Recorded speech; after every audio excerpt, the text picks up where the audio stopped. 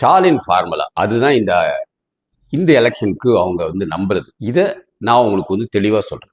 நான் ஒரு 5 ஆண்டுகள் களத்தில் ஆத்தூர் சட்டமன்ற தொகுதியில் ஃபுல்லாக வேலை பார்த்தேன். அங்கே இருக்கிற ஒரு பேரூராட்சி எடுத்துப்போம், ஐயம்பாளையம் எடுத்துப்போம், ஒரு பஞ்சாயத்து எடுத்துப்போம், ஊராட்சி எடுத்துப்போம், பாளையங்கோட்டை ஊராட்சி. இது உண்மையாக இப்போ அவங்க போன 5 ஆண்டுகளில் என்ன பண்ணியிருக்காங்கன்னு பார்த்தீங்கன்னு வச்சுக்கோங்களேன்.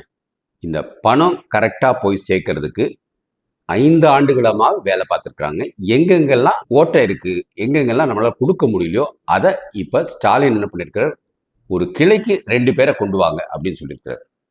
இது முழுக்க முழுக்க பணத்தை கொண்டு போய் சேர்க்கிற ஒரு எக்ஸசைஸ் தான். எப்பயுமே பண்ணிக்கிட்டே இருந்திருக்கிறாங்க. ஒரு உதாரணத்துக்கு எடுத்துக்கோங்களேன். அங்கே ஐயம்பாளையத்தில் 13 வார்டு இருக்கு. ஒரு வார்டுக்கு 3 பேராவது வந்து திமுகவில் பணம் கொடுக்குற லெவலில் இப்போ இருக்கிறாங்க. அவங்க ஒரு 5 லட்சம் மாத்திரம் தான் கொடுக்குற மாதிரி இருக்கும். 100 குடும்பத்துக்கு கொடுப்பாங்க. சாதாரணமாக ஒரு வார்டில் வந்து 250 குடும்பம் இருக்கும். இவங்க கணக்கு பண்ணி ஒரு 100 குடும்பம் நம்ம காசு கொடுத்தா ஓட்டு போடுவாங்கன்னு கணக்கு பண்ணி வச்சிருப்பாங்க. அந்த 100 குடும்பத்துக்கும் அந்த வார்டுக்குள்ள 20 பேரை உருவாக்கி வச்சிருக்காங்க. அது நிர்வாகிங்கிற பேர்ல 10 பேர் தான் இருப்பாங்க. பட் இப்ப ஒரு 3 மாசத்துக்கு முன்னாடி ஒரு கிளைக்கு 2 பேர் போடுங்க அப்படின்னாங்க. ஸோ அப்போ ஒருத்தர் 5 வீட்டுக்கு தான் காசு கொடுக்கணும்.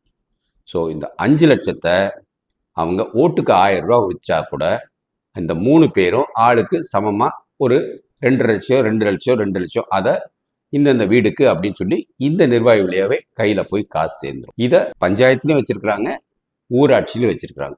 ஸோ ஒவ்வொரு ஏரியாலையும் அவங்க பணத்தை கொண்டு போய் சேர்க்கறதுக்கு உள்ள கட்டமைப்பை சிறப்பாக பண்ணிட்டார். இதுதான் ஸ்டாலினோட ஃபார்முலா. இந்த ஃபார்முலா நம்ம ஆக்சுவலாக உடைக்கணும்னா 10 செஷன் வரணும் நமக்கு.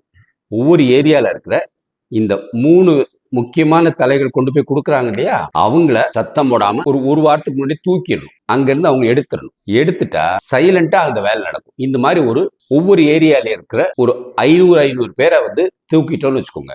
மொத்தம் எவ்வளவு இருக்க போகுது? ஒரு 5000 பேர் 50,000 பேர் இருக்க போறாங்க. அவனுங்களாம் அந்த சமயத்துல ஏதோ ஒரு காரணத்துல ஓட்டுக்கு பணம் கொடுக்கறதுக்கு இவங்கெல்லாம் கொடுக்கறதுக்குள்ள வாய்ப்பு இருக்கிறவங்க அப்படின்னு சொல்லியே ஒரு சட்டத்தை கொண்டு வந்து அவங்கள தூக்கிட்டோம்னு வச்சுக்கோங்க.